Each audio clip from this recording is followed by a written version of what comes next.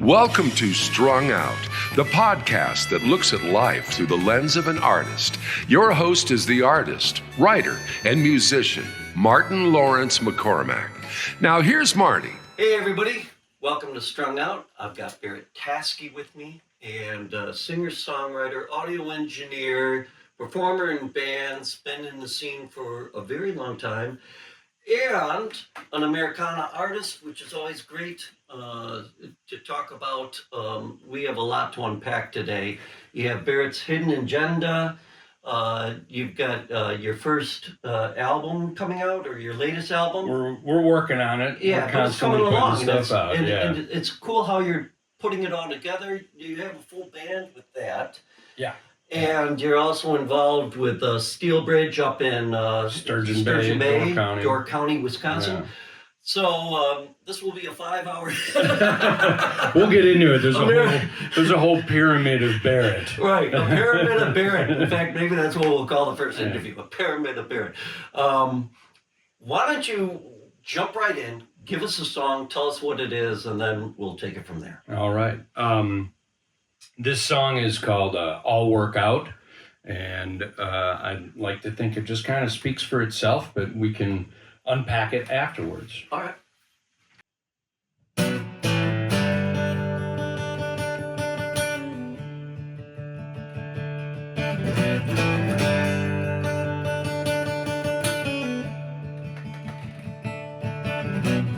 Water said to river, how come you're always pushing me down?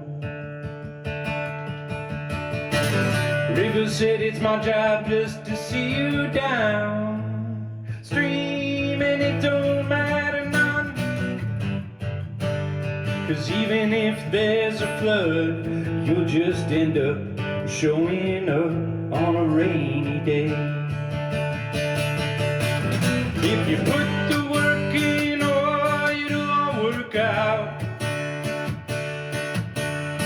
Get her all done now, you can still get around easily. Don't end up like a canyon, beautiful but empty. If you put the work in, oh, it'll all work out.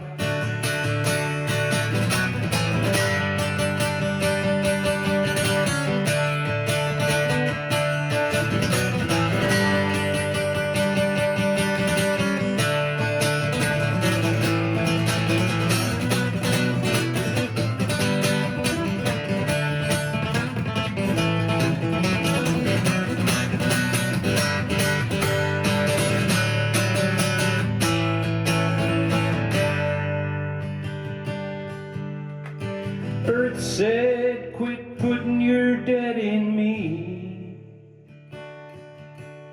How come I gotta be stuck with all of them for eternity? And space came by, said Earth, your life's just a blink of mine, so don't worry none, it'll work out fine. Heaven said he'll take the debt and said the band was south. Told Earth that the bodies or they'll feed the flowers. Told the water that the river's done with you once you reached its mouth. Told the people about love, it's a game of lost and found. And heaven winked at the stars, said it all worked out. If you put the work in, oh, it'll all work out. Get her all done now, you can still get around easily. Don't end up like a canyon, beautiful but empty. If you put the work in, oh, it'll all work out.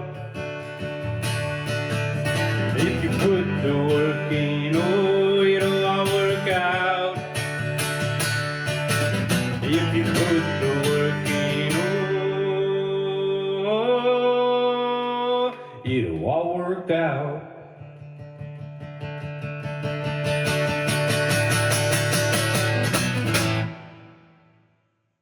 All right.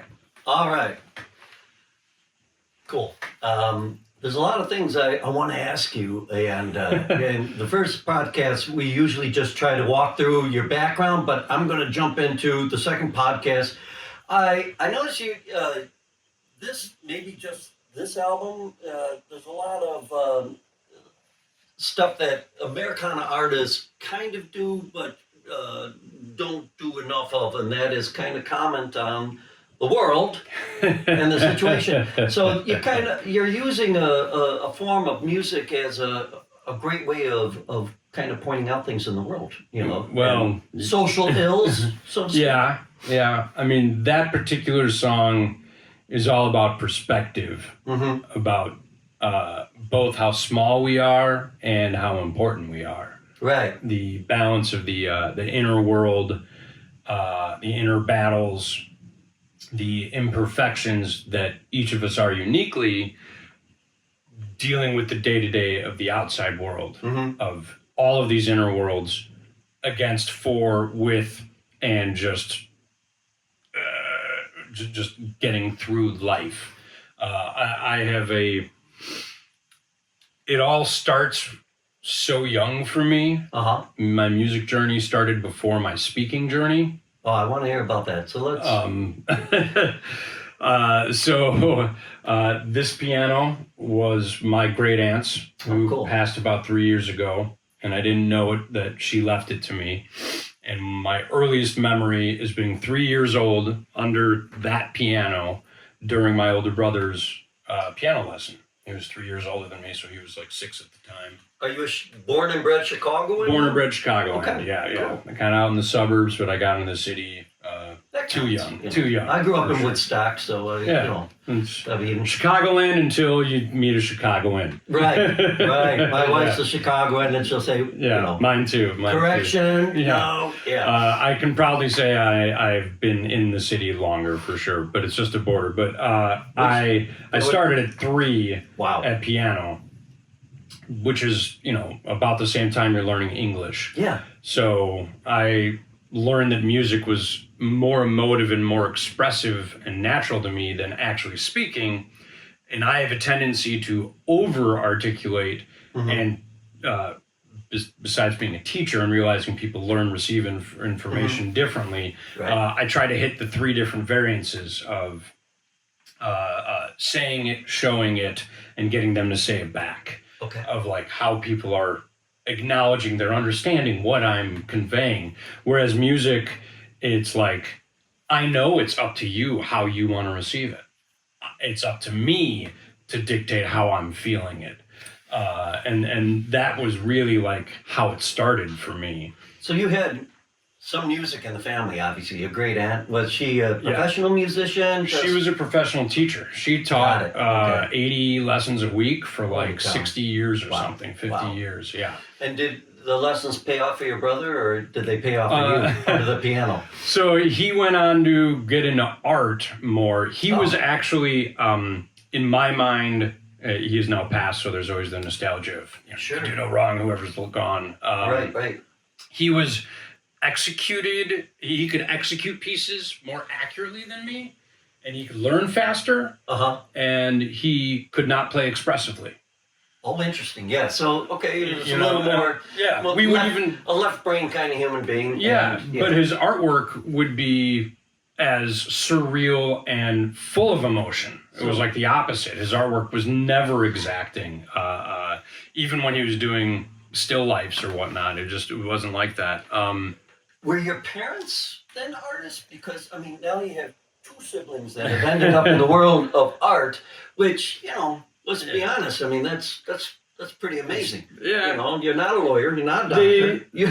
You became a musician, and that's my awesome. dad is not creative and would be the first to tell you. He's a baseball fanatic, but they were both teachers, and that was really being in a home that just nourished whatever we were into. Everyone had to do music because of my great aunt. Like my great aunt taught my mom when she was 5 years old. Okay, so there was some music, but she didn't pursue it. I'm the only one in the family that pursued music. I thought I was going to be the artist, and I thought my brother was going to be the musician. Oh, how weird. And then like right around high school. He still played up until his death, but it was always like as a side. He wouldn't do the work, the discipline, and I was so excited when they gave me the trombone, well, the baritone. He had to give me Barrett plays the baritone. When he gave me that in 5th grade, when like the band teacher comes around, and I was so excited. I only had to play one note. Yeah. I only had to play one note. I had to play it in tune and on time. It was like great. And then years later, when I re-met him at a gig, he was like, "Do you know why I gave you that instrument? It's valve, so you're likely to be in tune. You already had rhythm and could read bass clef. I built the whole beginning band sitting on your shoulders." Oh, wow. I'm glad he told you that after the fact. Oh, yeah. I mean, this was like 30 years later, for sure. Yeah, would have done some therapy. Over some whiskey, yeah. Hey, listen, Barrett, I'm building this whole thing around you. Right. I mean, you don't tell a pressure. 4th, 5th grader that. But then he just quickly was like, "Oh, I can plug him in anywhere." He switched to trombone for jazz band, and then they needed a bass player for jazz band. They needed an upright player for orchestra. They needed a drummer for jazz band 3. Oh, let's get him on piano in jazz band 1. And then I rebelled by being like, "I'm going to teach myself how to play a cool random instrument," and it was the mandolin. So you had 2 people already in your life saying, I see your calling. Yeah. You know. So when did you see or hear the calling? Were you like, "I know this is what I'm going to do"? You said you thought you would be the artist, the visual artist. Yeah, I wanted to do comic books. But there's nothing wrong with that either. No, there isn't. You know? There isn't. Nobody's made a good comic book about a musician yet. So there you go, Barrett. So, that's a sidebar. not that you have enough to do. I mean, I was already writing songs. I had gotten into jazz and Grateful Dead and reggae and started to get into Metallica and Sepultura and the heavy stuff in the late 80s. And then by the mid 90s, I was pretty sure that I wanted to do something in music. My dad always said, "Go and do something else." why did he say that? He didn't want me to grow up and take over the family business. What was the family business? It's called the Wood Wizard. We do wood refinishing, dining sets, and bedroom sets, like the chair you're sitting in. Nice. I mean, that's a great business. Right, and it was always a backdrop. He would always let me work so I could go gig. And my backup plan was when I started auditioning at colleges was like, any instrument I'm going to do well in, someone has dedicated their entire life to just that instrument. I'm too much of a jack of all trades, a Swiss Army knife. And Malcolm Holcomb, who was a Chess Records, he recorded Johnny Be Good, was basically at retired age, just staying busy at Columbia College. He was at the auditions and pulled me aside and said, "You should think about doing sound because you hear music differently than just the one chair that you're playing in within the band." And it changed my life. I instantly, we still looked at other colleges, but I wound up going to Columbia, excelling in his class. I was in advanced classes by his sophomore year, and I was working in the industry in production, live and studio, that I dropped out. I never graduated. In Columbia, a lot of artists in the Chicago area have gone to Columbia, and what a great thing. Yeah. I mean, I don't know why I didn't hear about it, but I ended up going to Loyola. But right. But the point is the mentoring that you got right out of the get-go. Right. How did that work for you? It really springboarded things for me in ways I had never thought I would go. As a kid growing up, dancing to the albums, reading the lyrics, writing songs, I always thought I would be the star. And I was 17 when my mom passed, and instead of drugs or drinking or suicide, I wrote songs. Yeah. And literally saved my own life with my creativity. Sure. And I realized at that point, even if I spent an entire life in music and only one other person is affected in a way that it stops them from making bad choices and pursuing what they should pursue, or at least knowing they're not alone in feeling what they're feeling, I knew it was worth it. Yeah. And then as I got into production, I kind of knew I'm not the star. I'm not the Michael Jackson. I'm not what is nowadays the Bruno Mars or Right, right. and I also don't want to be. Right. I don't want to be caged into a brand and a single idiom and a contract. And that's really, I think that's when you realize you've got the calling, because you can reject the industry Right. for the Which arts. is basically what I did after joining the industry, but I Right. joined from a production standpoint. Exactly, yeah. I was I worked at Streeterville Studios under Freddie Breitberg, who's still a close friend, and I still work with and send him tracks to mix. And I wound up working with some local kind of North Side small sound companies, and eventually getting picked up by Jam, which then at that time was rolling into Live Nation. Right. And like anywhere else, you start just sweeping and mopping and helping security and carrying cases and loading and unloading trucks, until I got to know the crew enough that they realized I have a brain and I speak enough Spanish that I can work the Spanish shows, and I wound up getting tested and passed on, real life experience test of like, can you run monitors? Yeah. Oh, it turns out you're really good at monitors. Right. Because I'm a musician, I know what I want it to sound like in order to So make important. my performance Yeah. as easy and seamless and emotion full as possible. Uh-huh. And then I started doing a lot more work like the Aragon and the Riv, until they pushed me to front of house at the Park West. Wow.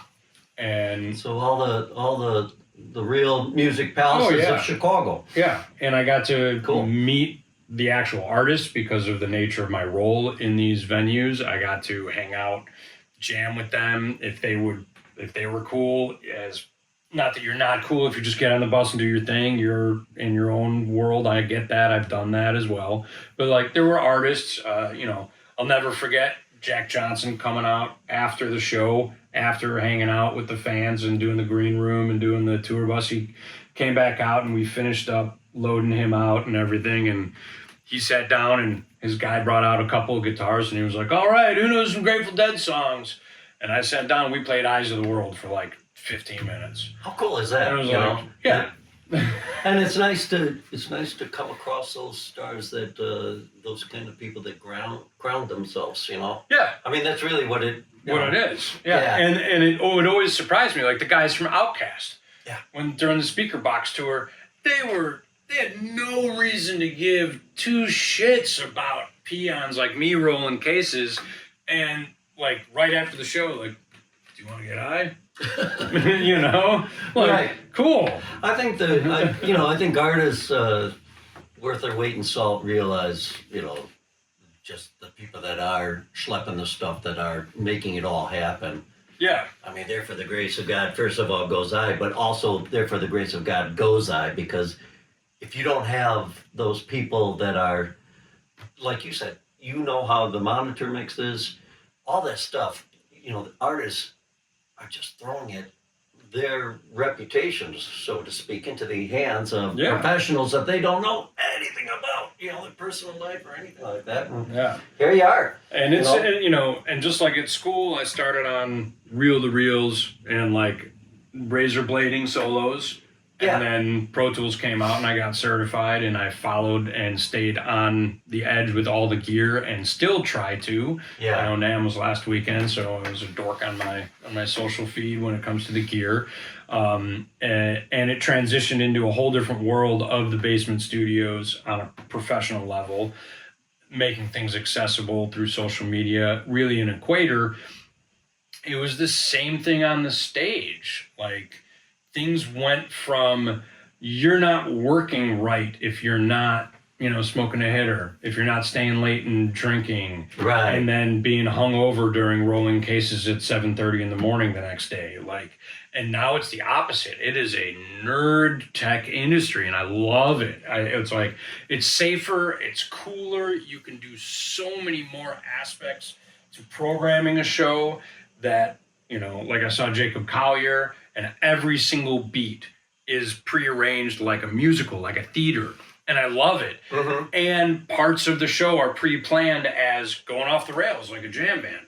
No one in his team knows where he's going to go or what he's going to do or for how long, but they know this is the part of the show that we gotta be on it the way that he musicians, is. Yeah. Even if you're the lighting guy, I gotta be on edge and be a true lighting guy. I'm chasing the wind right now, and cool. He's running around the stage and that's like I love that. And there are bands that thrive on that entirely, and there are other that are, like I said, kind of cornered into a contract and they have to execute.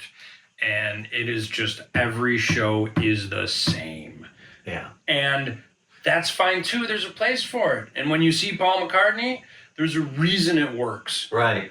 It is prefabricated, amazing emotional moments, and it does not take away from the fact that he's also having the time of his life out there. True. Even if he did the same show last night. The audience factor always changes. The tenor and the the emotion and everything like that. And I imagine for somebody that's doing a gazillion gigs like that in gazillion towns, it makes sense to have the same set list every night. Yeah. I mean, it really does. That's a huge thing. And everything from the gear to the staff, there's you build it, you can count on it. And I learned that. Right. And that's when I stopped.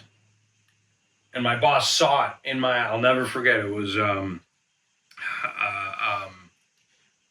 why did you stop? After sound check for Gwen Stefani and her band at the Aragon, he saw me standing there side stage behind the monitor board, and I was looking around, and he was like, "You're done."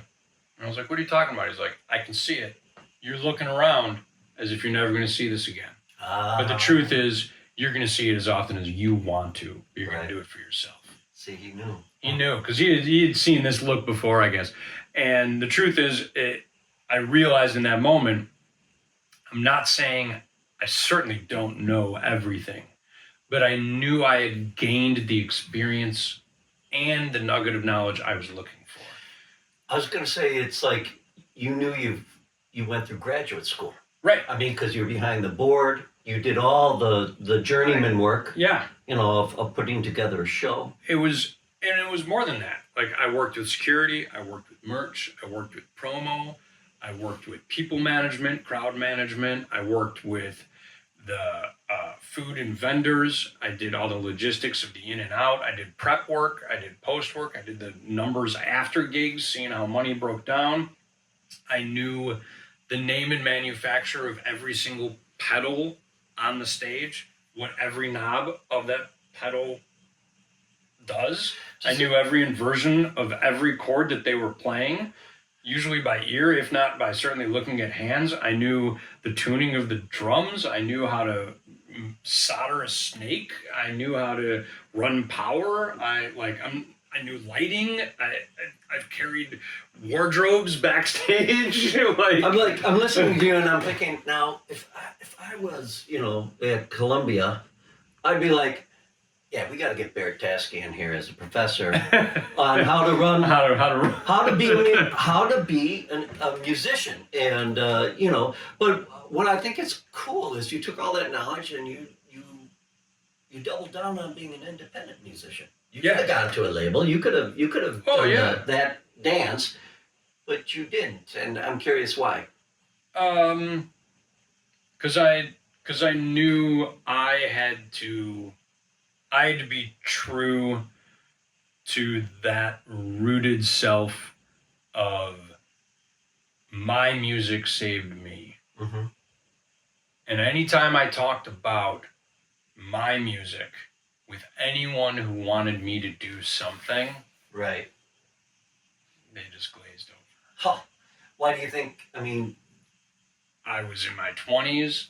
I didn't have an album. I didn't have a band. Got it. I just had a ton of experience and clearly had a gift of some kind. Right. Even if it wasn't by birth, it was by practice or whatever. And it goes back to, now I can play strings and percussion and brass and reeds, and now I can record myself, and now I can understand how to do the logistics of a tour, and now I can do the logistics of shows and how to record shows and how to mix them and how to broadcast them.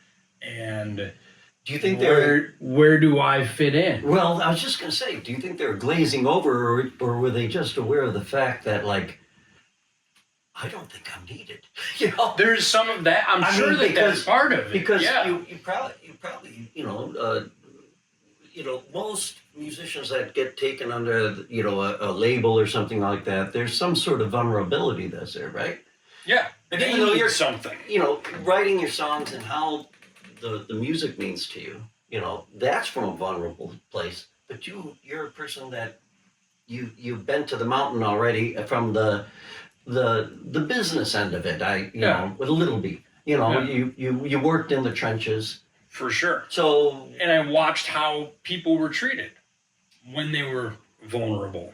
And the business, I mean, let's face it, what our generation growing up through the music business, I mean, we started out with vinyl, and now I think we're going back to, I don't know where. I hope we're going back to vinyl. I hope for so sure, too. yeah. Let's get you ready to play a second song. Oh, and okay. And tell me what it is. We're here with Barrett Taskey. And before you do it, is Barrett's hidden agenda, what is the hidden agenda, my friend? Well, if I told you, it wouldn't be hidden. Well, there you go. But I mean, so I call it, there's a pyramid of Barrett. I like that. Where I'm a solo artist. Okay. Which is what you're getting today, clearly. I play with my wife in the Barb and Barrett show. Okay. I had been playing in a 3-piece called Black Partridge. We've been taking a couple of years off at this point. We're talking about doing some shows this year, Rogers Park based actually. Cool. We can get into that. And then the 4-piece is Barrett's Hidden Agenda, which had been like 10 years ago when we put out that EP that's on streaming services. Ranged between a 4 and a 6-piece, depending on who was available. And that was part of the Hidden Agenda. I was figuring it out, Got it. Okay.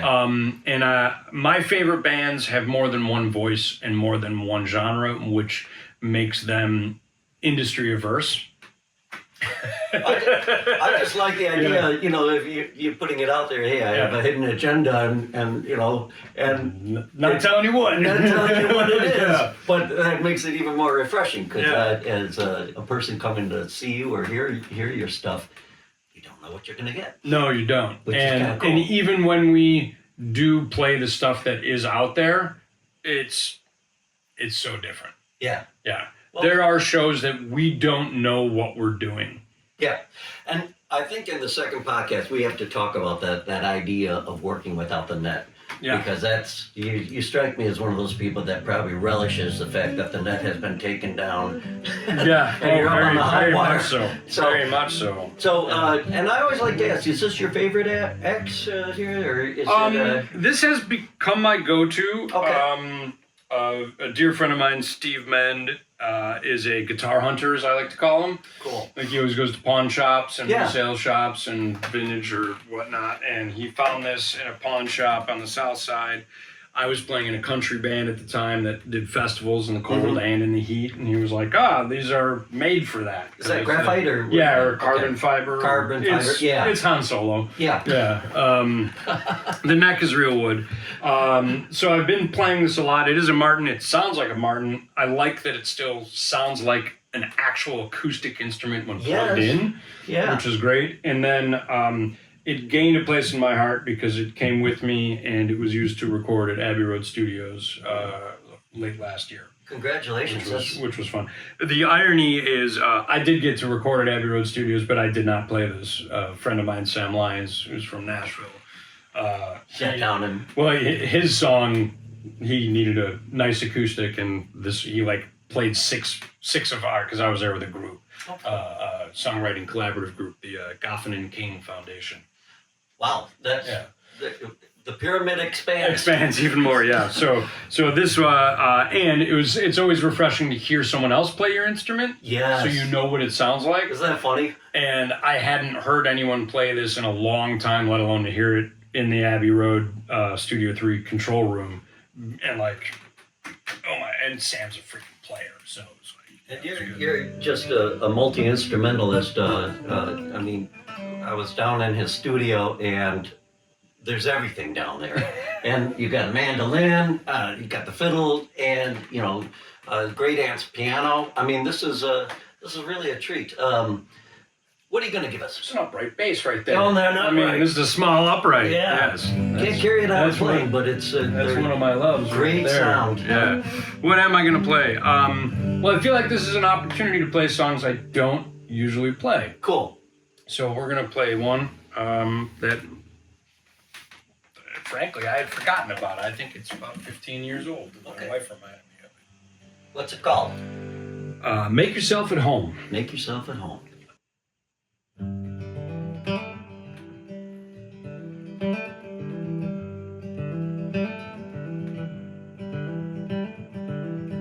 There'll come a time when you ride the sunshine. You'll know it then. There was a time when you rode the moonbeams. As a child you dreamed. It's your life, make yourself at home. It's your life, make yourself at home. Make yourself at home. With love in your heart. 'Cause when you're looking down, it means you're flying. There was a time when you thought you needed all. Then you learned that you can't. There was a time when you thought you knew it all. All you need is your hands. It's your life, make yourself at home. It's your life, make yourself at home. Make yourself at home. With love in your heart. When you're looking down, it means you're flying. With this newfound understanding, cash it in at the bank. With your soul and all your goals, and you're more powerful than you think. With love in your heart. With love in your heart. With love in your heart. When you're looking down, it means you're flying.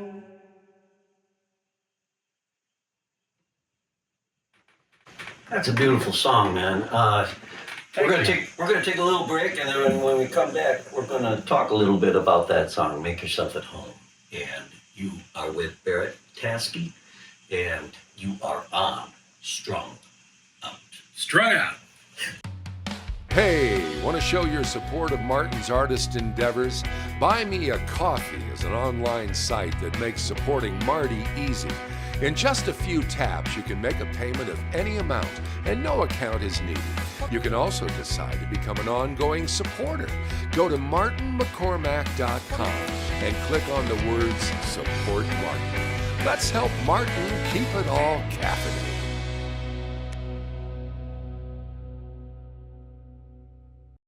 And we're back.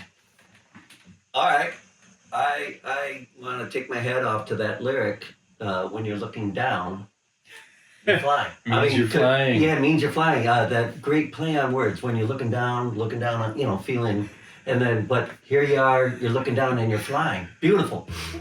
The best part is it was originally a throwaway line. Was it really? And it was like filler. It was like, oh, it's the turnaround. It's gonna leave you hanging. It's gotta lean you forward and make you want to get into the next section.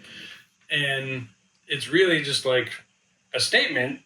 And it turns out it is strong enough that you got to think about it. Oh, absolutely. I mean, that's because everybody, has that emotional feeling of inadequacy or whatever is making them look down, Yeah. especially in this era that we're living in.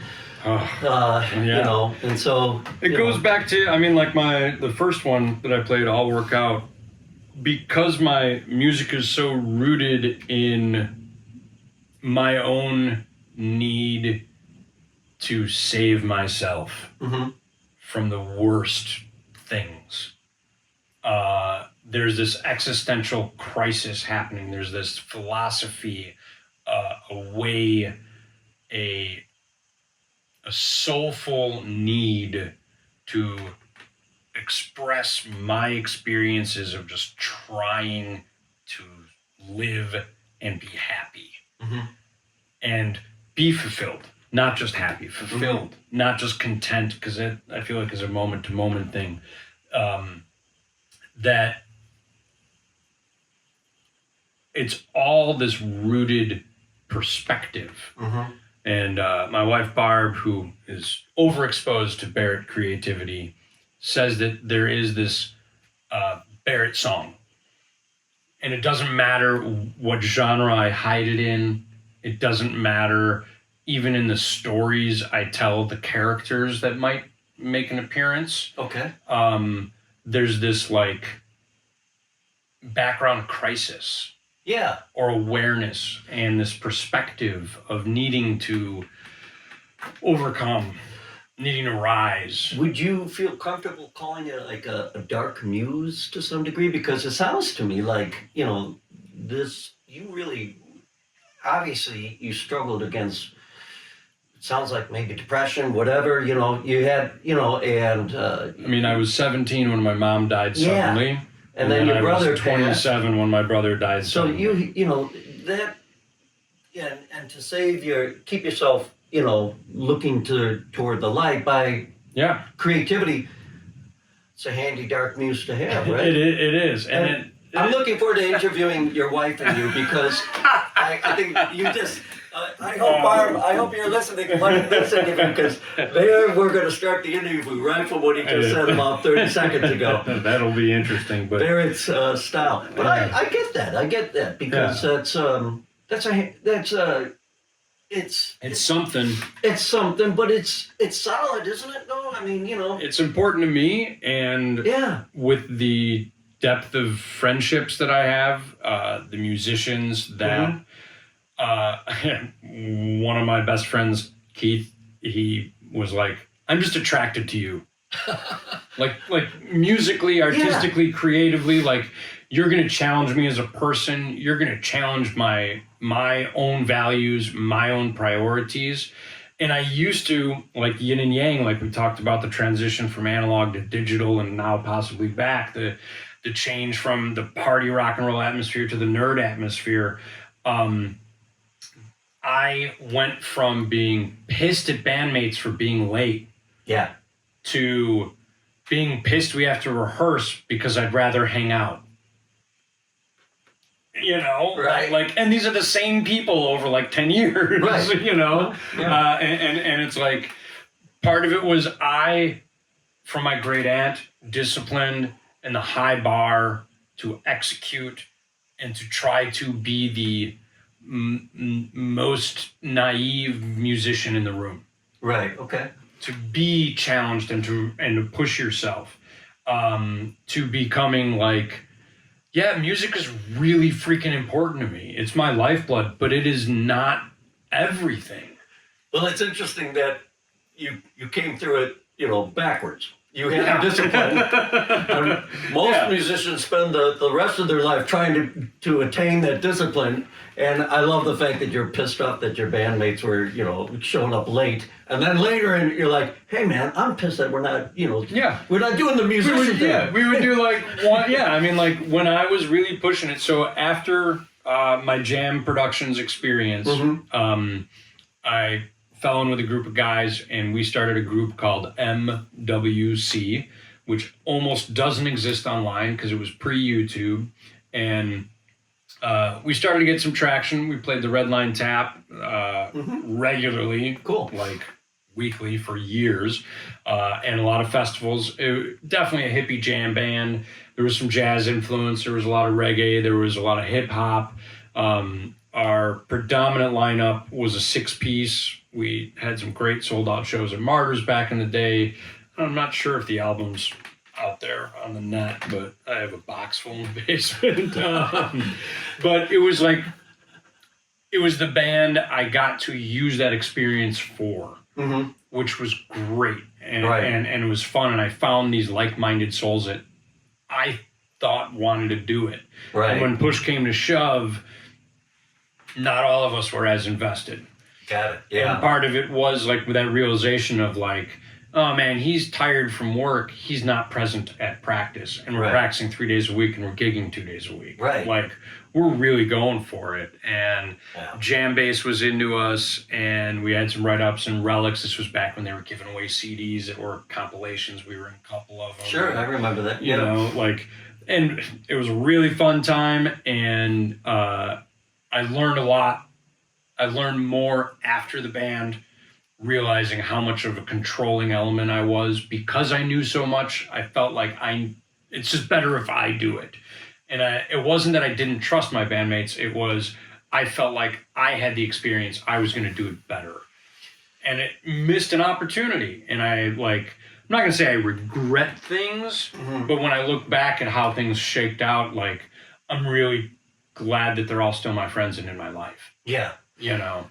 Well, trying to, have a successful band, you usually have to have somebody with discipline, so I wouldn't be too hard on yourself. Well, right. I mean, but there was, so, I mean, one of my prime examples, one of my best friends from the band, who I lived with while we were in the band. And well, you didn't tell me you lived with the guy. I mean, we really, yes. Yeah, John Goldfine is the upright bass player for the Hen House Prowlers. Oh, yeah. Bluegrass band around town. Yeah, sure. More than town. They just got back from, I think, Folk. Folk Alliance? Yeah, Folk Alliance Very down good. in New Orleans, yeah. And I'll never forget, he sat me down and was like, hey man, on the one hand, this is really fun and we get to explore music and we get to do small tours. It's a lot of work, besides any work that goes into being in a band. Or I've got this like acoustic band that we just huddle around one microphone and wear suits. Like it's set up and tear down in 10 minutes. Right. Which one would you do? And I'm like, I'd go with the easy one, man. You all fit in a van. We would be 2, sometimes 3 cars when we were touring Wisconsin and whatnot, and a trailer, and like it was headed towards a different direction. And I'm so proud. I mean, he's older and wiser than me to begin with and whatnot in his own way, but I'm so glad that he made that choice. And I knew at the time it was the right choice. And it woke me up to the beginning of what became MWC unfolding. And then my brother died, which was like the final straw. Wow. And that was, I tried not to play music after that. Sure. I mean, there's 2 deaths there. Yeah. Didn't last long. Yeah, MWC and then your brother passing. Is that what kind of brought you back into, the eventually into the singer-songwriter world and specifically Americana music, For sure.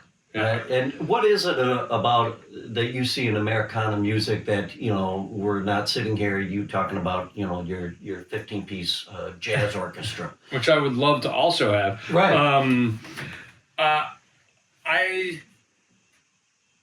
Through my wife's band, the Mud Flaps, which is where we met, which was the band that I was asked to join not long after my brother died on mandolin. It woke me up to, here MWC had these super complicated licks in odd time signatures into these free jams and occasional lyrics with trying to have tight harmonies to this 5-piece Americana roots band, because it used to be roots. Right. Before it was Americana. Different, And we're aging ourselves here, but they never played fast enough to be true bluegrass. And they did a lot of like ballads and dirges. And they would play 30 songs in a night with 4 chords. And it was all about the melody, and it was all about the message, and it was all about the characters, the story, the emotion. And it really peeled back the fun part of complex music still being accessible to simply accessible. Yeah. And as a well-experienced musician playing 3 chords, it's like wrapping yourself in a blanket and watching a movie that you've seen 1,000 times, except you are doing it in the now. Like, there's a freedom, there's a comfortability that I'm not saying I can do anything, but my role within that context on mandolin was either the snare drum, because that's what it is in those bands, or it was as a soloist, or even more fun, counterbalancing to the melody, to the stories. Right. And that was the group that really gave me the legs to start developing my voice as a voice. Cool. And harmonize. I like, I like how you're describing this coming into this Americana music as something comforting and nurturing, because I think it is in a lot of ways. I mean, for the listener as well as the performer, there's that feeling you're doing something that has been, especially maybe being in America, where something that's been passed along, so to speak. Yeah. That uniquely kind of feels tied to our experience and our, and being an Americana musician in Chicago, this is a good place to be, I think. Yeah, when I was coming up, there was a righteous, strong Rogers Park music, acoustic based at that time, roots, open mic jams, scene. The Heartland The Heartland and the coffee house down the way, that's now lit piano. Duke's Bar would have stuff. Even the Morrisland would do some leaning country, but Americana. Which is now a gravel parking lot. Right, yeah, exactly. Sad, but yeah. There was a time I would have instruments I worked the door and sound at the Red Line, so I just had instruments kind of backstage, tucked away, and whatever I needed, I would say hello, walk down the block, play the gig, stash it back there, ride my bike back to, Evanston, wherever I was at the time. And then there's the separate scene that we're kind of ancillary because we live up here, the Berwyn, Fitzgeralds, and Friendly Tap scene, which are near and dear friends of mine, the Benjamins, Naomi Ashley, that circle, the Menards, who actually are real close friends and live not far. Tim and Kathy just released a great record. And I find I'm in that weird, like, the older generation, the hosts of those open mics are now like the elder statesmen in the scene. Absolutely. And now they're my friends, and they don't look at me as some upstart young punk who thinks he knows too much. And I'm not saying I don't know too much and sometimes think that, but like, I've reined it in. I've gotten burnt enough. I've experienced enough. I've been put in my place enough. Sure. It's a humbling experience when you get to that point, right? Right. And then there's younger people. Anytime I think I'm getting good at guitar, I call up my friend Eric McFadden, and he just plays 20 seconds for me. And it's like, okay, I have to go to school again. I'm almost good enough at times to play what Eric played 10 years ago, 15 years ago. He's at a different level. Well, I think you're touching on something about yourself that I think listeners out there and viewers, especially you folks that are just getting into this, the accumulation of wisdom and knowledge, not only through practical experience and not only through learning every damn instrument and sitting at the knobs and that sort of thing, but it's also that life experience of being a musician. It's an independent musician. I always like to delineate even further because I think that you have to call your own shots and you have to pay your own bills at the end of the day. And so making a choice like I'm going to be a singer-songwriter. I'm going to be an Americana musician. Those are difficult choices, and you have to stick to your guns.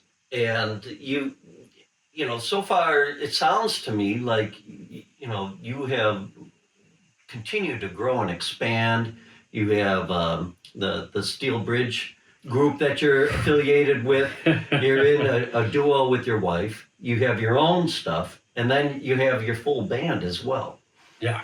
Yeah. I mean, that's, tell us a little bit about the Steel Bridge. Is that just a consortium of like-minded musicians that find themselves in Wisconsin every year? Or what? So, Steel Bridge started out as literally trying to save the steel bridge that connects the thumb of Door County Island with mainland Wisconsin that the state was ready to scrap, the city was ready to scrap. And Pat McDonald, a now dear friend, close friend, from Timbuk 3, Future So Bright, Gotta Wear Shades. Right. He was from the area. His sister was spearheading the organization that was trying to save the bridge. Got him involved. He came to Door County. He put together this organization. He called up his close friend Jackson Brown to put on a free concert, and they saved the bridge. And he said, we should do this next year and raise more money to help repair the bridge and maintain the bridge. So they did that, and that's when they introduced this songwriting construction zone where they would spin the bottle and teams of 3 would randomly have 24 hours to write a song. Cool. I love that idea. And they would do it 3 days in a row. And then at the end of the week, they would play the songs as part of the festival. Mm-hmm. It developed over years that someone had the idea of, hey, instead of renting this motel, why don't we buy the motel to do this at? And that continued for a few more years. And then they added, your mug is actually the dark songs at their Edgar Allan Polka Festival during Halloween, where it's the same idea, songs about death and Halloween and whatnot. That's great. Pretty dark songs. Right. And then a few years after that, they added Love on Holiday, which is coming up over Valentine's Day for Love and Love Lost, or as I like to call Love and Hate, or Love and Revenge. you choose. Mm-hmm. And after a few years, Love on Holiday actually graduated to another festival where we included artwork, where artists would loan their pieces. So we would first spin the bottle for teams of 3, and then each team would spin the bottle and get a piece of artwork that we would have to write about. So each of these festivals, we would set up studios in the motel and record, and we would release that album worth of material the following year. At the end of the week, we would be performing to a sold-out show at the local theater, songs that hadn't existed 4 or 5 days earlier. How cool. It was amazing. And that group continued. The festival's about 20 years old. We did it in that format until COVID. Yeah. And we did a Love on Holiday in 2020, February, and then obviously lockdown was in March. And we did it remotely. We did Steel Bridge, we did Dark Songs, we did Love on Holiday remotely. And then the last Steel Bridge in 2021, we did remotely, and we all decided it's run its course. Yeah. The remote thing isn't there anymore. The world's opening up. It's time to figure out what this next level is. And the people that ran it, the logistics on the ground, Melanie Jane and her team and Pat, they realized how much the festival had taken over their lives. Yeah. Because it was every 4 months. Sure. Pat hadn't put out a record. He sure was writing songs, but wasn't doing stuff. I think he's put out 4 records since he stopped doing those festivals like that. And those festivals were amazing. We became a community, song family, # song family. And it's all over. I mean, Sergeant Splendor tours the West Coast. Genevieve was on American Idol last night. We're everywhere. Cool. Which is That's fantastic. freaking awesome. Wonderful. Robin Benneman is a steel bridger. Jenny Benneman is a steel bridger. With her haikus. Yeah. And I had met them. I met Robin briefly the night before my first festival, and then he was at the festival, and we've been friendly since. And I played bass for Jenny now and again. It's been a minute, but anytime, Jenny, just give me a call. So over those following years post-COVID, it has now morphed into more of a weekly thing where they host a writer's night at the Tambourine Lounge. And for these festivals now, the locals do a bottle spin. Okay. And they perform at the writer's night. So for years, it was like 80-90%. The musicians would come in from all over the country, all over the world. But now it's kind of become... And there'd be some locals. Okay. And now it's the opposite. It's almost all locals. And for Love on Holiday, February 13th at Muse in Sturgeon Bay, there's a handful of us Midwesterner Steelbridger song family that are going to go up, and we're just going to play songs from the old Love on Holiday songbook. Cool. And they're also going to perform the songs the locals wrote this year. And they did it the same way. The facility that the Steelbridge Arts Foundation purchased, the Tambourine Lounge, is part of a bigger building that has some artists, some teachers teaching music, and some artist studios. And all those artists donated pieces to be written about. And I think some of them are even being auctioned off that night. Beautiful. As a fundraiser. If there's somebody, can they reach out to you, or should they reach out to Steelbridge to find out more about it? Because, I mean, that's a wonderful, sustaining thing. And I love the fact you guys, your song family. I mean, that's awesome. There's something special about it, absolutely. for sure. And, cool. There's a core, probably 30, 40 of us, but on the song family list, there's probably 120, I think a total of 250 musicians came in and through. And back in the heyday, which kind of scared the town and the people running it, it was starting to snowball into like South by Southwest. Sure, in Sturgeon see Bay. that happening. We would do a bar crawl. We would book 8 bands at 8 different clubs on Friday, Saturday, and Sunday, plus the big stage, plus we were doing Construction Zone. Every artist in Construction Zone would also have to play 2 20-minute sets as part of that pub crawl. It was too much. It was awesome, but it was too much. So in addition to everything else, you learned how to run a festival. Yes. I mean, really. Yeah. Let's do one more song, and then we're going to wrap up this podcast, and then we're going to start into our next podcast, in which we get into the creative, nitty gritty, the process. The process, yes, of BARRETT here. And what do you got? We're going to do a song called Traffic, but we're going to pre-planned cut because I got a retuner. Okay, yeah, go ahead. Yeah. And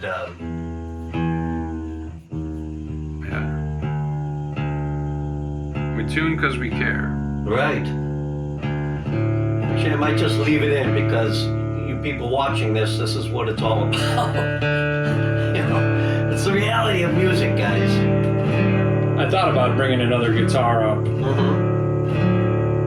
for this one.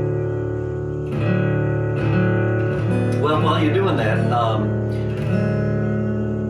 I just want to say that what a joy to be able to get into your house and hang out and see all these beautiful instruments, and just to hear your story. And we've been flying during this podcast, or we're going to be flying the links to your various sites and things like that, your website, and there we go. Beautiful.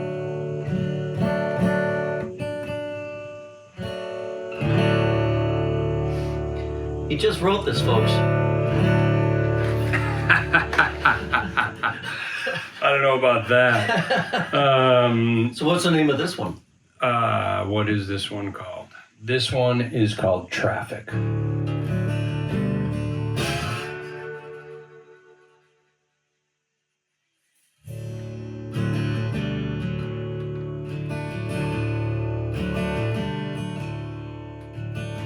Spend my days, sitting in traffic. Everybody knows what that is.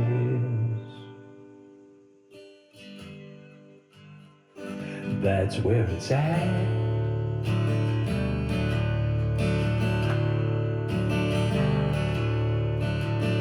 I'm thinking about wasting time. Everybody knows that's why Once it's spent, you don't get it back.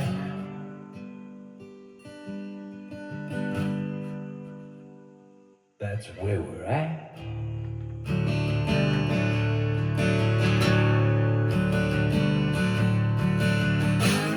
You know the reason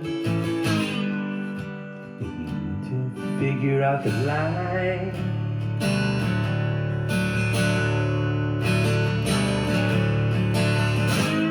Think of the reason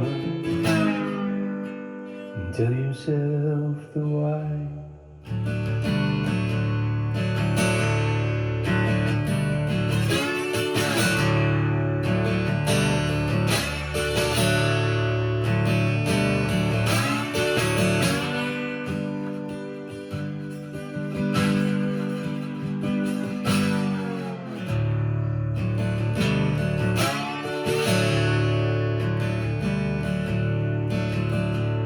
You do the driving, I'll do the riding, and I'll drive us back.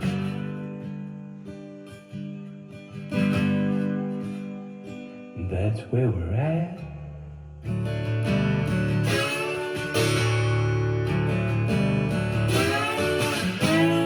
You know the reason, figure out the line.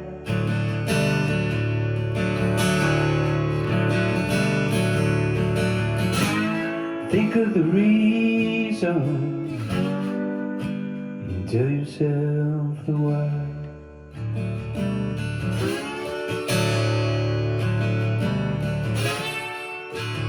Spend my days, yeah, sitting in traffic. Everybody knows what that is.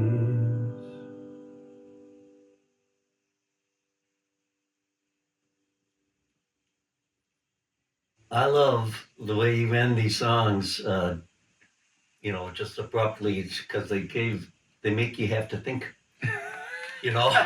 Thank you. You know what I mean? So Yeah, it's not like this, I'm going to slap in a repetition and a repetition. Really, really, what a thrill to be able to sit and hear everything. And we are not done with Barrett Taskey yet. We're going to keep delving into that hidden agenda. And next broadcast is going to be his creative process. And I'm looking forward to that. So once again, thank you. And you guys out there, you know how to contact him. And we'll see you with more Barrett on the next Strung Out. Strung Out! Thank you for listening. For more information about this show or a transcript, visit martinmccormack.com. While there, sign up for our newsletter. See you next time on Strung Out.